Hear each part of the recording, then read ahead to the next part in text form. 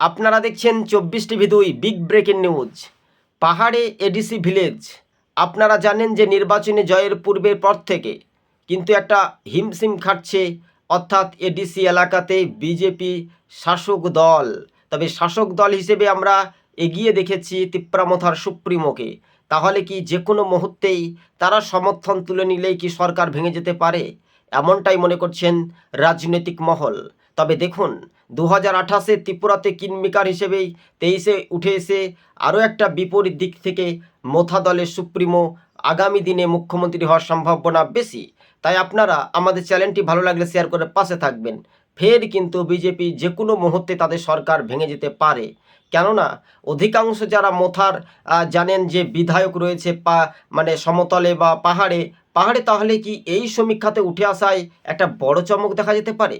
তবে মহারাজা প্রদ্যুৎ কিশোর দেববর্মার রাজনৈতিক যে একটা একটা ত্রাস বা শক্তি ঐক্যবদ্ধ, আর সেখানেই সেই চাবিকাঠিটা আমরা এগিয়ে যে দেখতে পাচ্ছি। তাহলে কি সেই বিধায়ক 5-6 জন বিধায়ক কি দল ছাড়ার মুখে, যারা বিক্ষুব্ধ বিধায়ক, তারা মনে করছেন যে এবার মন্ত্রিত্ব বদলের হওয়া দরকার, তাই সরাসরি আমরা তুলে ধরেছি এই মুহূর্তের এডিসি ভিলেজ নির্বাচনে। এই এডিসি ভিলেজ নির্বাচনের প্রত্যক্ষ পরোক্ষভাবে মানুষ যে রায় দিয়েছে সেটা কিন্তু বিজেপি মাথা পেতে নিয়েছে, তাদের হার স্বীকার করতে হয়েছে। এবং পাহাড়ে শান্তি সুষ্ঠু বজায় রাখতে মহারাজা একটা বার্তা দিয়েছেন। ঘটনাস্থলে সেইগুলো ব্যাখ্যা করার পর 24 TV 2 আপনাদের সঙ্গে আমরা প্রতিবেদন তুলে ধরেছি।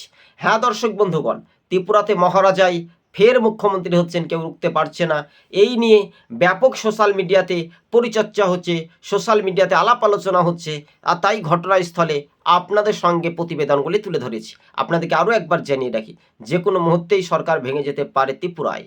তাদের এডিসি ভিলেজে হারের পর থেকে সেই যন্ত্রণা কতটাই এগিয়ে থাকতে পারেন মোথার সুপ্রিমো, আগামী দিন 28-এ নির্বাচন কতটা টিকে থাকতে পারে সেটাই শুধু সময়ের অপেক্ষা। ধন্যবাদ।